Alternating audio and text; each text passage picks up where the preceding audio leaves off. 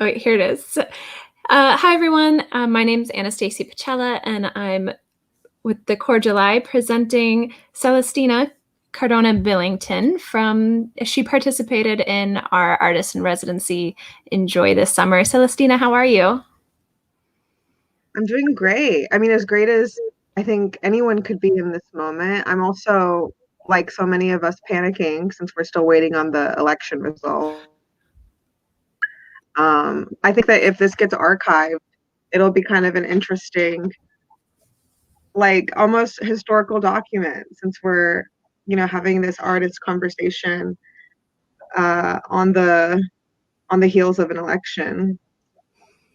Yeah, that's that's very, very true. And the whole residency experience, COVID had just started. I was like, what do we need to do to kind of get through it? I conceived of this concept of using joy as a tool of resistance. And then as we were launching was when George Floyd had been murdered. And so there was that really important surge of Black Lives Matters protest. And I don't know about you, but I had these moments of like, why am I talking about joy right now?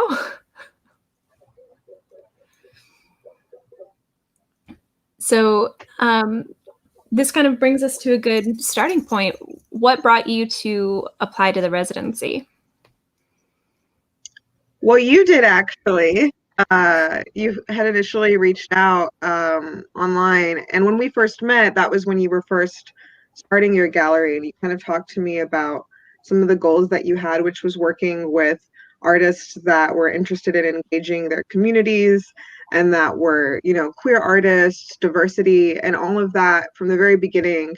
When we first met, I remembered, and then now, about almost 2 years later, you were hosting this, well, not you, but the gallery, which you help with your leadership and so forth, was hosting this incredible residency opportunity. And I guess a disclaimer for anyone that's watching, I met Anastasia in New Bedford, Massachusetts. At the time, I was managing an artist in residence program for the National Park Service there.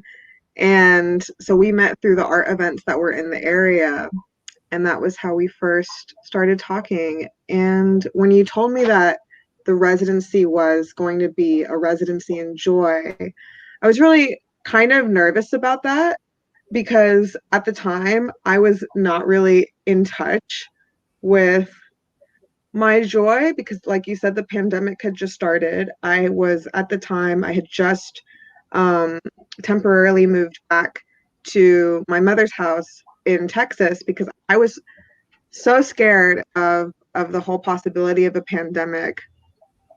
And then the challenge to find joy again was really important for me, and I think actually it was the impetus in getting me to start working again artistically, because at the time I was in a funk, and then having a community of people to talk to, many of whom were non-binary, many of who were women identified, was really exciting for me. Oh, that's so wonderful to hear, right? Because you were in New York City, and at that moment, it was really, really intense there.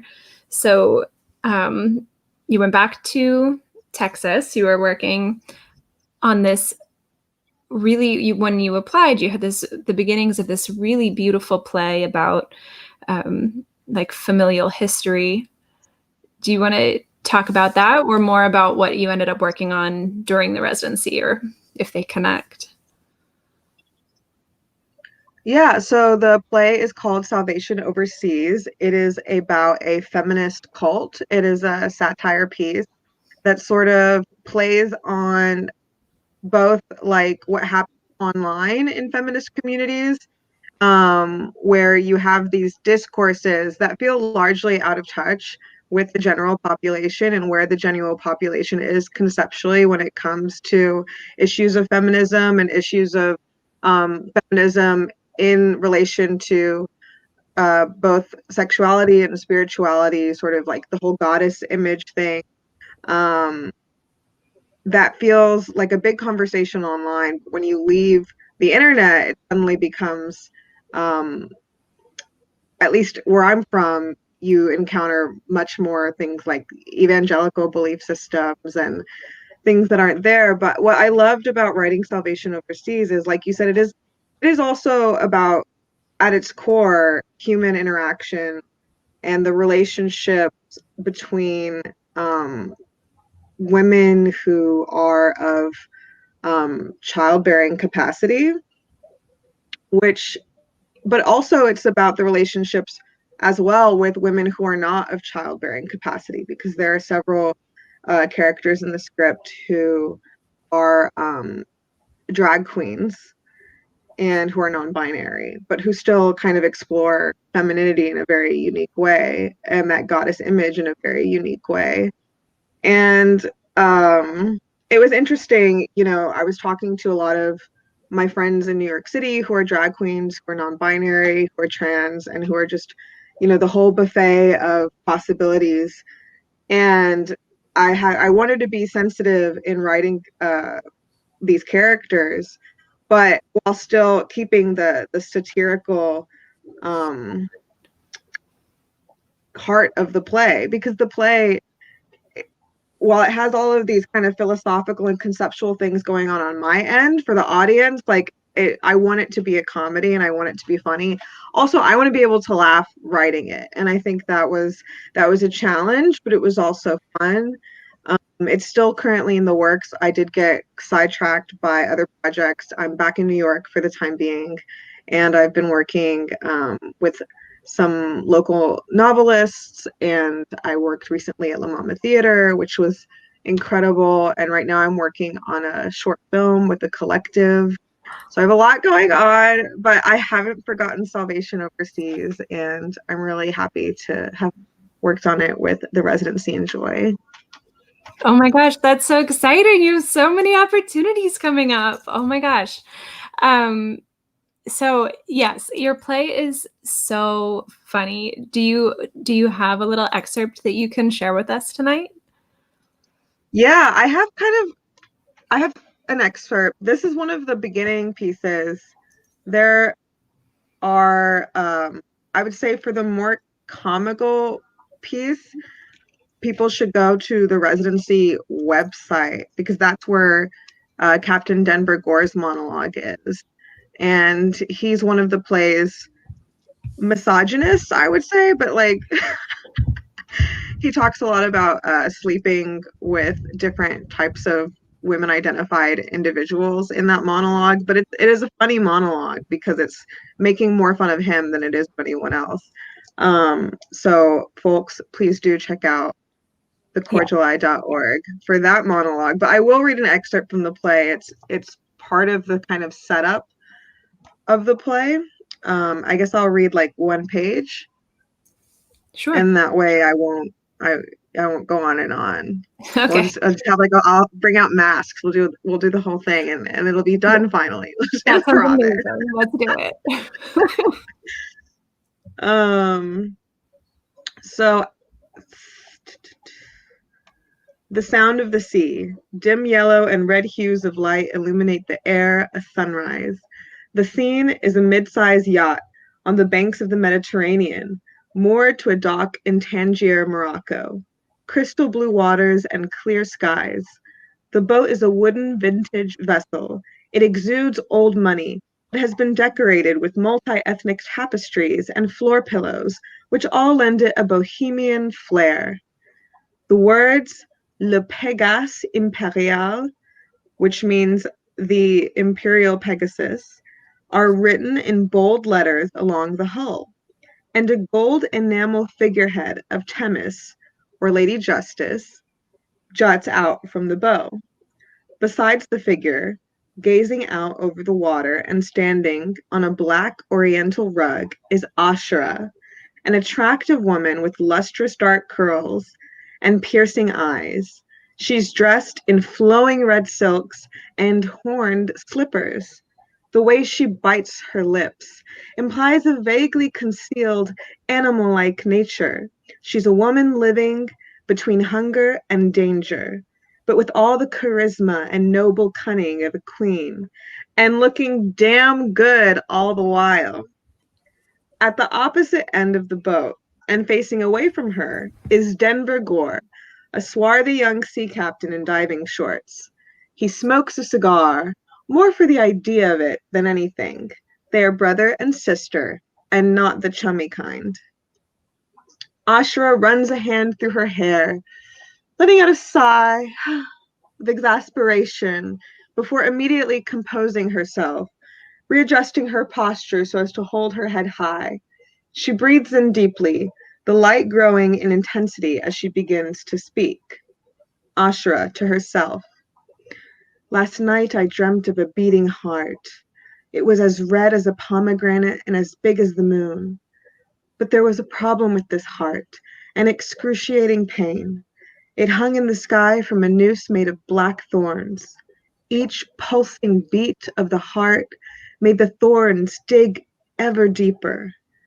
Drops of blood fell like tears, falling like rain until they formed a red ocean from which endless rows of hands reached out as if grasping for a lifeline.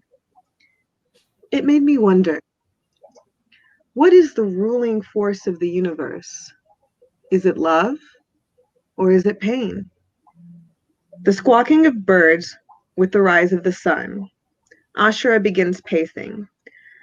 I woke from this dream in the middle of the night to find him gone. It's not the first time he's disappeared while I was asleep. Normally he slips back in after a few hours, but this time it's almost morning and he's nowhere to be seen. Where is he, my Lee?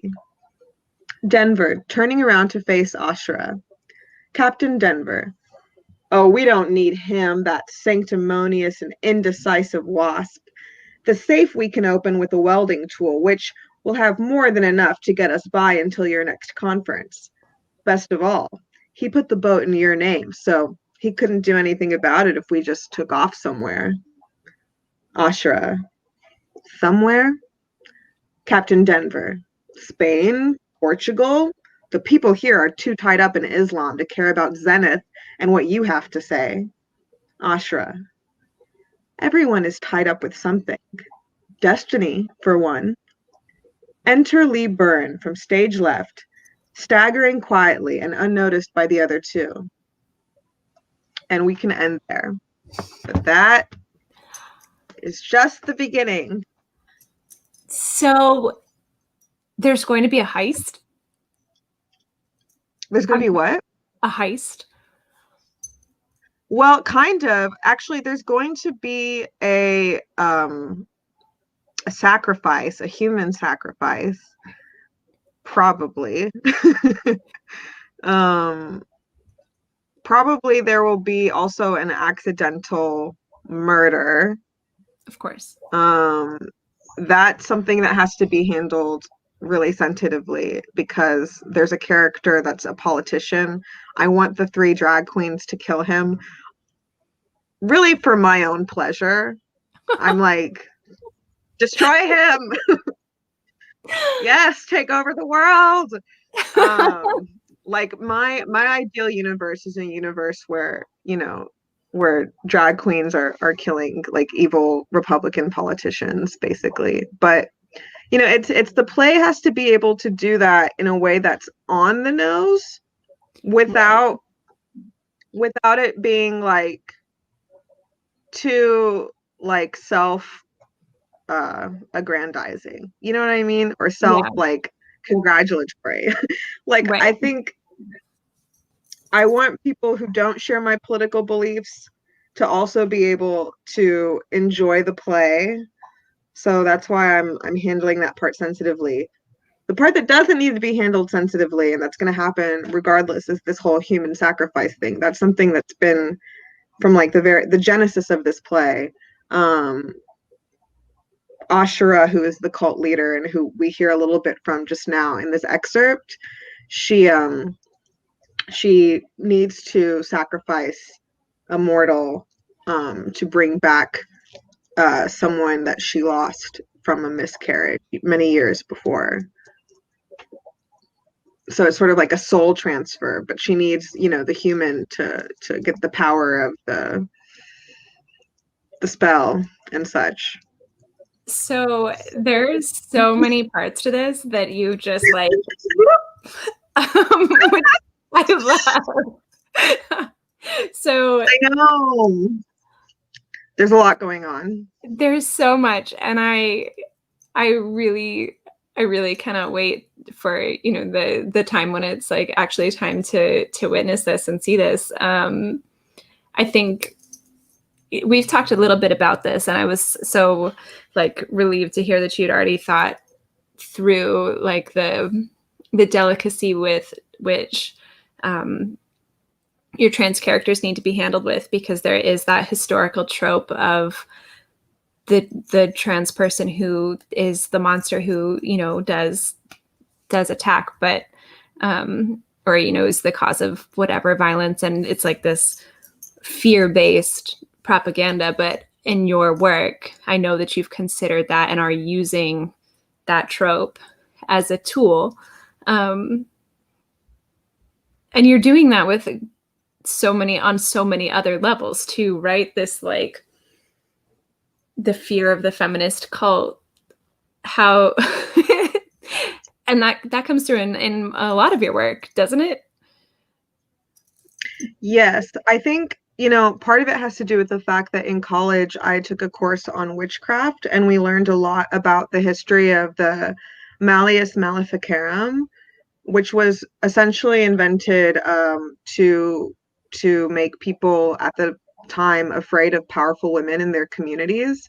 Um, it was published at a time when there were many women that were becoming successfully financially independent by being midwives or by being healers, or by owning inns. And during that period, there was this large advent of Christianity in all over Europe, which, as we know, also then was brought to the United States through the Puritan movements. And we see that again in Salem with the witch trials. But that again is influenced by Malleus Maleficarum, which was written basically like with the intent to discredit women's position of power in their communities, as well as to discredit, queer people's position of power in their communities.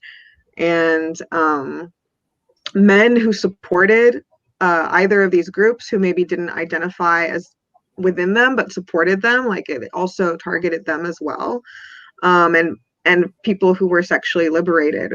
There was a big manufactured fear around sexual liberation, and they would talk about how you know women would be like feasting on the flesh of babies and just doing crazy shit if they had any sort of power. And the ramifications of this was that there were recommendations for what to do with these kinds of women by the writers of this book and by people who were influenced by this book. And that included like various methods of torture, beating these women, and obviously like killing them, burning them at the stake. And so we still see that, I think, today in our contemporary politics with the conversation around abortion and how women are called, murderers if they make a choice about their bodies, and other people who aren't women, who don't identify as women, who make that choice as well.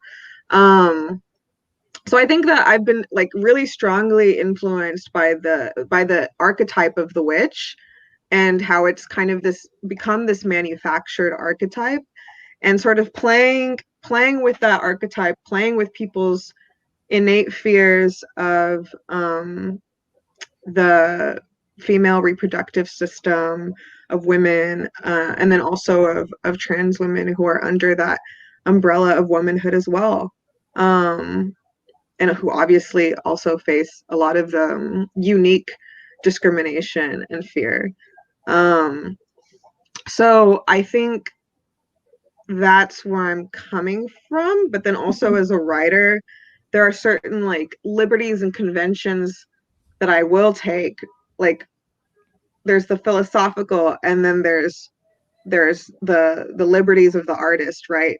So in the liberties of the artist, that's when I'm like, okay, like they have to meet, to where there's like politically liberation is always happening in the back of my mind. And then on the other hand, there's like conventions of writing that I like to use. Like for example, like love, like there's a love triangle type of thing that can happen, or there's um a denouement.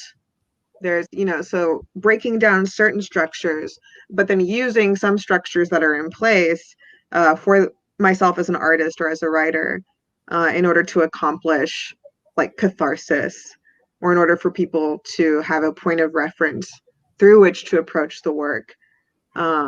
Like you're like, oh, I get that this is a play because you're using the conventions of a play to, like, you know. Um, so it's fun. It's fun to play with this like recipe of ideas.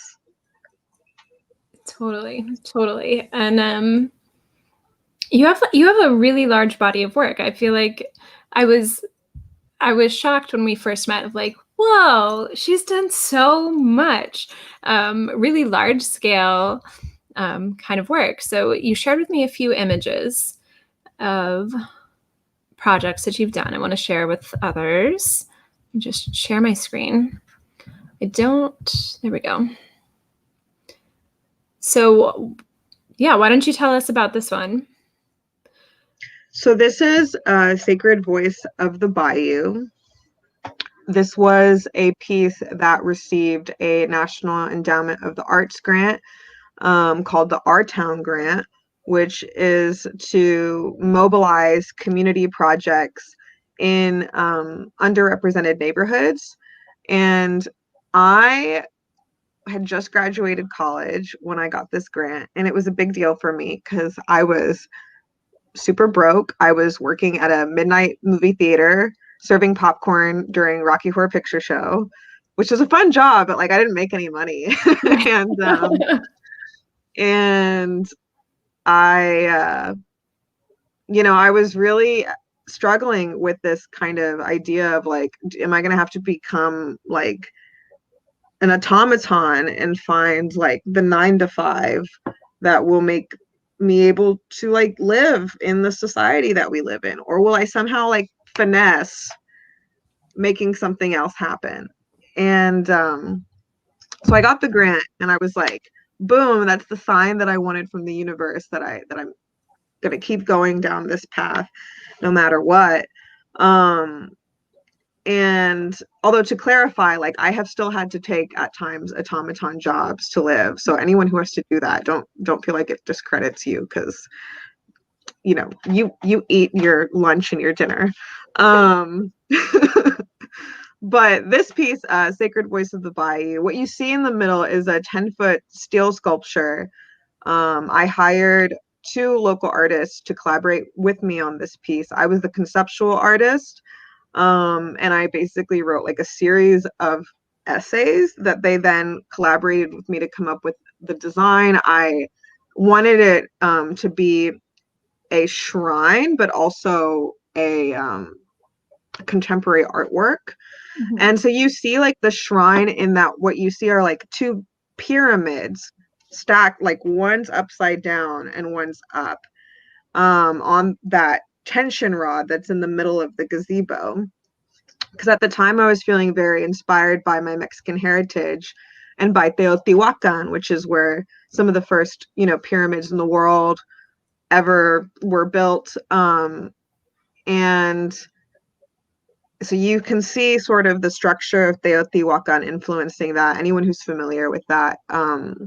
Then on the columns of the gazebo, where those wheels are, Mm-hmm. when people turn the wheels, I had done an ethnographic study of the neighborhood and talked to people about their experiences at that park. And that's Mason Park in Houston, Texas.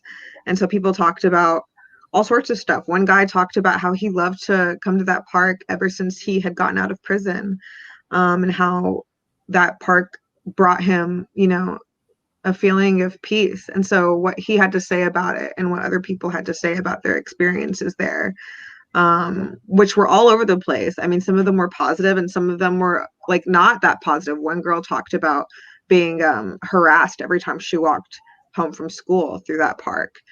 So I wanted to just give an accurate representation of the park, but still have this feeling of like sacredness and acknowledging that the park is a beautiful space. Um, and so what we did with those voices is we ran them through. That's my boyfriend who just ran. He's running past. Uh, cool person, that guy. But this piece took about 6 months to finish construction, in addition to the conceptual work. And it was a major project. I could go on and on about it, but I won't, because I know we have some other pictures. Yeah. And for people who are interested in this, they can go to my website. I've written like 2 essays on it, one on kind of the conceptual work and then another on the administrative process. I like put together a festival for the unveiling of this piece. Right. It was a huge, your website is a great, maybe later you'll have to give it to me. I'll put it up on the screen for everyone, so they can go back to it, because there's a lot about this piece. It's really incredible. The whole performance aspect that went with it. And performance art is, that is like a huge component to your work. So you also shared with us this piece. Yes, this piece is at the Museo de Arte Moderno in Mexico City, the Museum of Modern Art in Mexico City, which has this gorgeous sculpture garden. And it was really an honor to be able to do a performance at this major institution in one of the world's, largest major art hubs. This was a really exciting moment for me and happened like a month after I had done Sacred Voice of the Bayou. There was some overlap there as well in terms of like when I was working on this piece conceptually and finishing up that one. But one of the funny things about this piece is in the background, you can see a protester.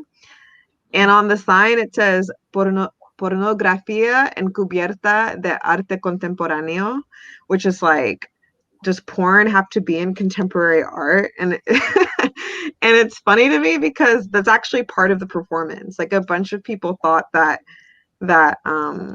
we were being protested, but that is actually part of the staging. It's one of our actors. So she was part of your play. She wasn't protesting the Museum of Contemporary Art in Mexico City. She was a character. Yes, she's an actress. Her name's Lillian. I forget her last name, but she's incredible. And then I'm on stage. Also, everyone in the scene is a performance artist here. There was actually a huge audience, but they're not in this photograph. About 10,000 people were there that day. We had a lot of people. It was really cool. That's so awesome. So there's a lot of iconography in this. I mean, obviously, white Jesus is here, and then you're in white, but it's your lingerie. What's going on?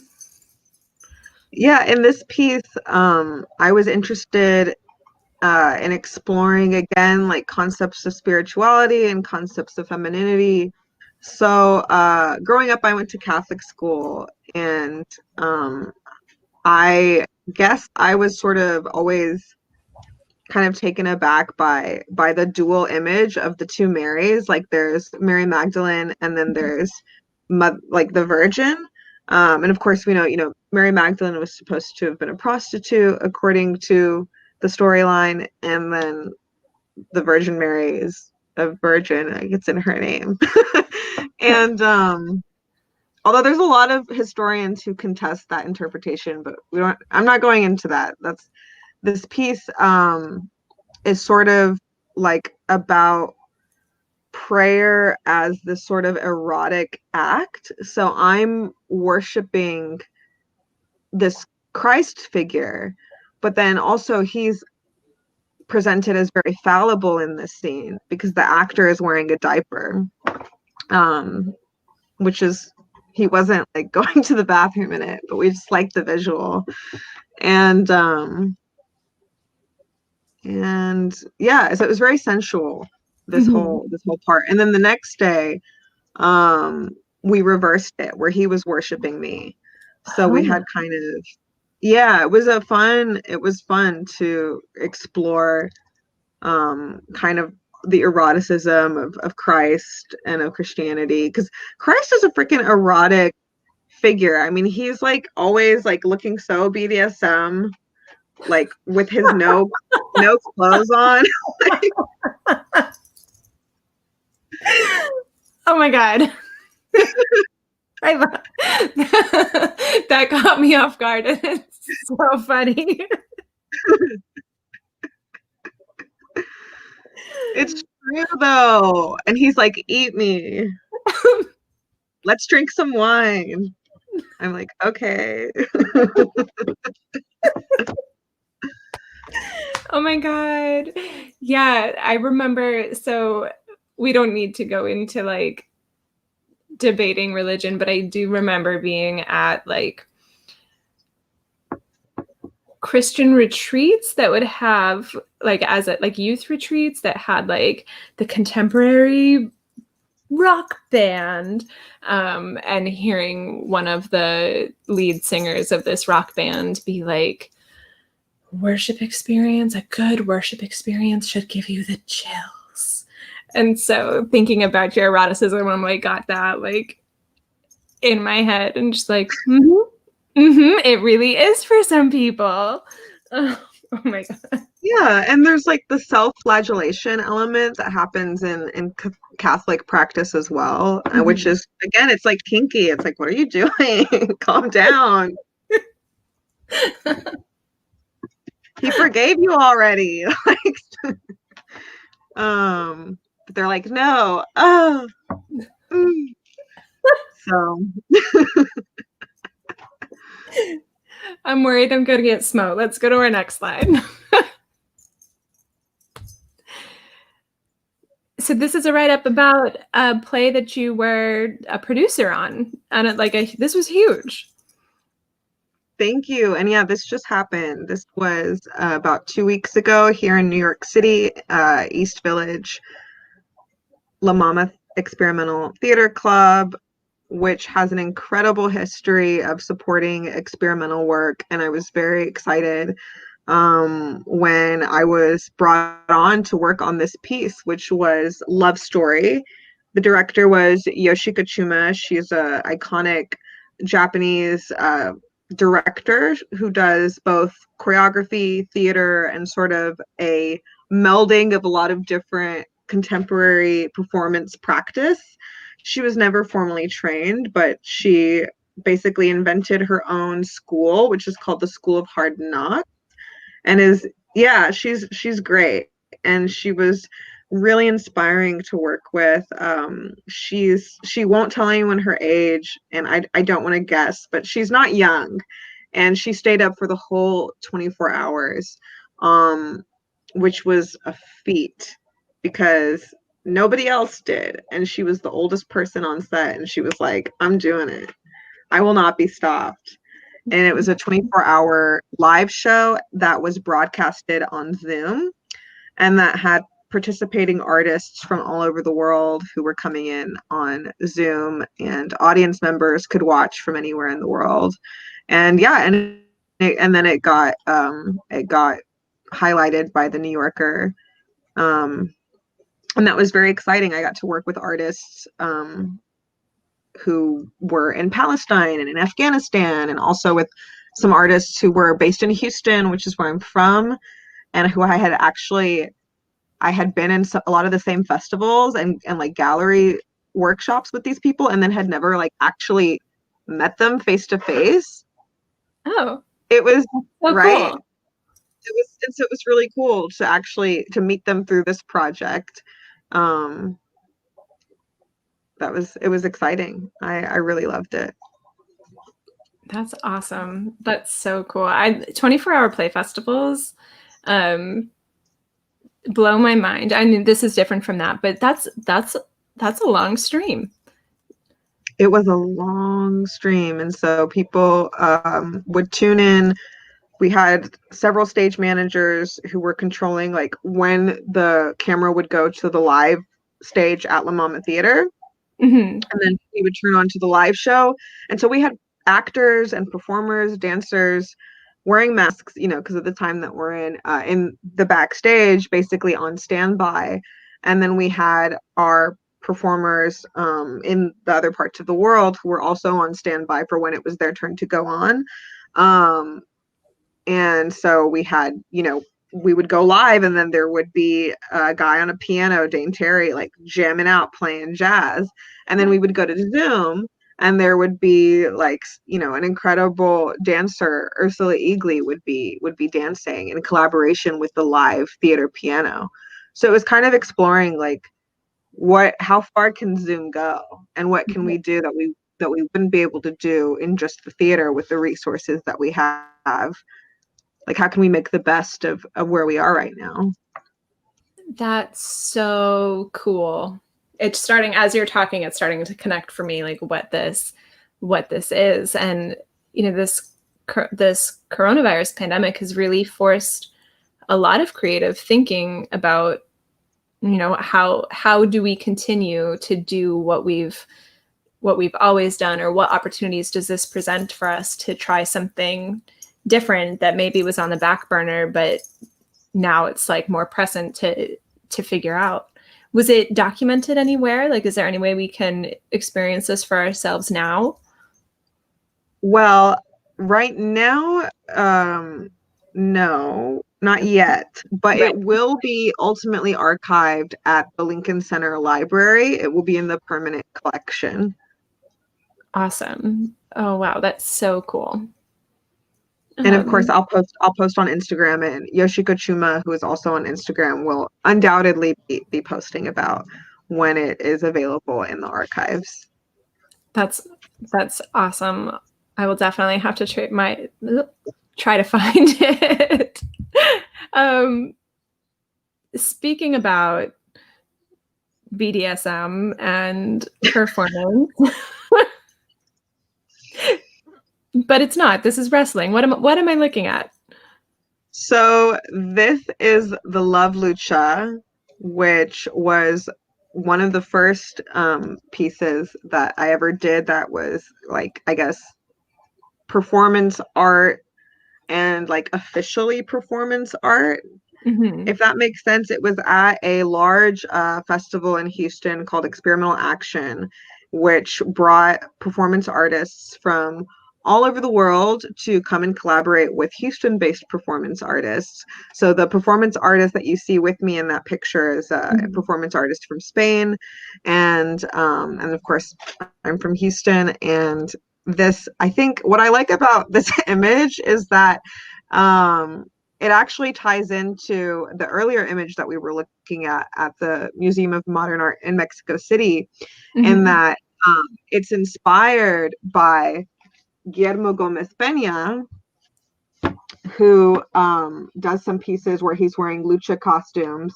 And he was the reason I was performing in Mexico City is that I had been brought on to be in his retrospective.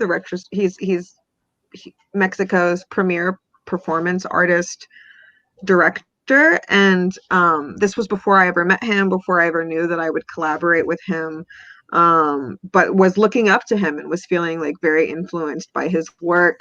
And I mean, the limitations of the influence are really in the lucha costume, which is mixed with the sort of like you said, there is some like BDSM elements, like especially with the shoes and like the black leotard, which you can't see in the photo, but it had like kind of like a see-through mesh all through the chest without showing Okay. my nipples, but like there was a lot that Yeah. could be seen and there was a lot going on. So it was very sexy. And what I'm doing in this piece is Lucha is wrestling, and it's a very macho kind of sport, Mhm. but it's also a very performative sport. And so I was interested in looking at Lucha as a performance, but I was also interested in sort of like turning it around and being like, what is like a hyper feminized Lucha look like? Right. And so that's why we're actually not wrestling in this scene, we're hugging. And so people would come in like they would try to defeat me at like who could be the most expressive um in showing love. So people were coming and just like embracing me like very dramatically, or like, picking me up and like patting me on. It's very fun. That sounds so wonderful. And I think, okay, I was thinking that was the last one, but you're right. There's this one, this is our last slide. So this piece, again, is going into earlier work, which is, and thank you for anyone who's on the live stream who stayed with us and who's still listening. But this earlier work is exploring visuals. This is photography that I did when I was living in Mexico City, and sort of playing with zine making. I've made a selection of zines. Only a few of them are available online. Um, but one of them that is available online now is called Femme, and that's an interview series with women artists from all over the world. An artist in Houston did the graphic design for that piece, not the one that you're looking at here, but I think I wanted in showing this piece to share that I've also been making zines for several years now. And the first one I made, I was living in Paris, and I met this writer named Ellen Count, and I did an interview with her. And then from there, I was like, actually, I want to do interviews with a bunch of female artists. And that's why it's called Flaming Femme. And on the cover of that zine, there's like a flaming tampon.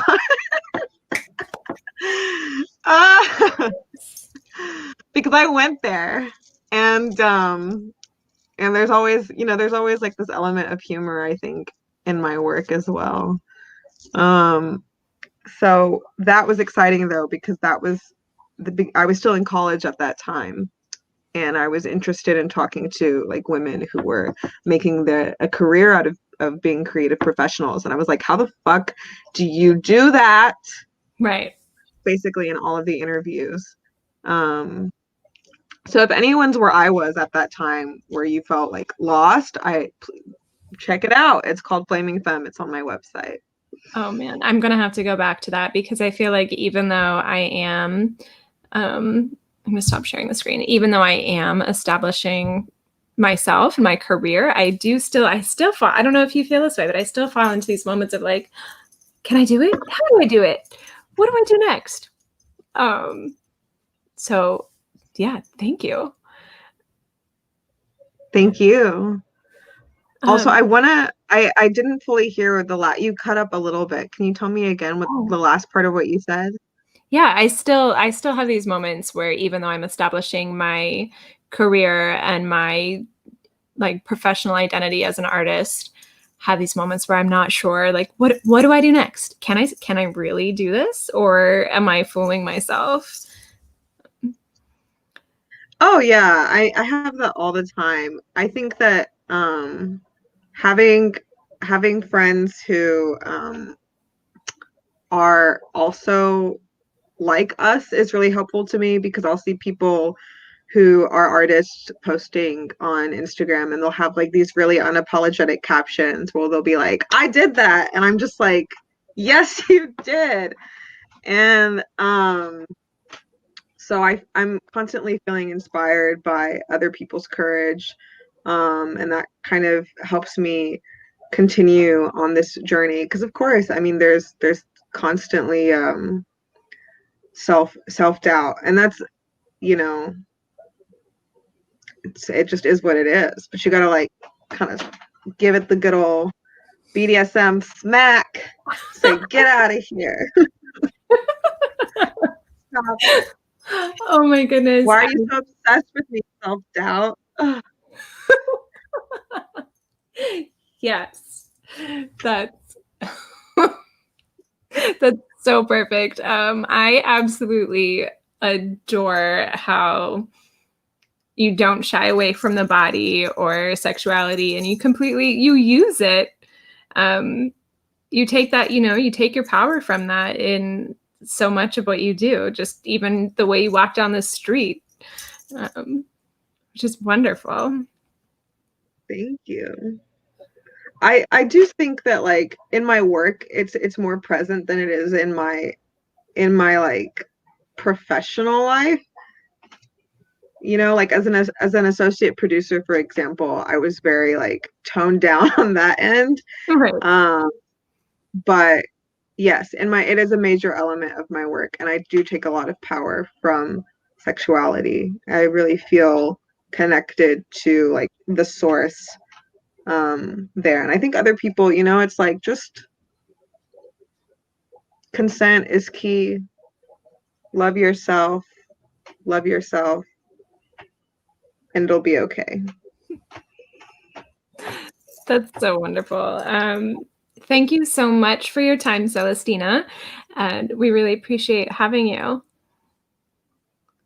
Thank you. It was great to be here, and I hope you have a beautiful evening, and thank you for everything that you do. Thank you. Thank you so much. And friends who've stayed on, thank you for listening in. Please be sure to follow the Cordula on Facebook and Instagram to see more of these artist interviews and see what artists who are working with us are up to. And we really appreciate it. Thank you so much.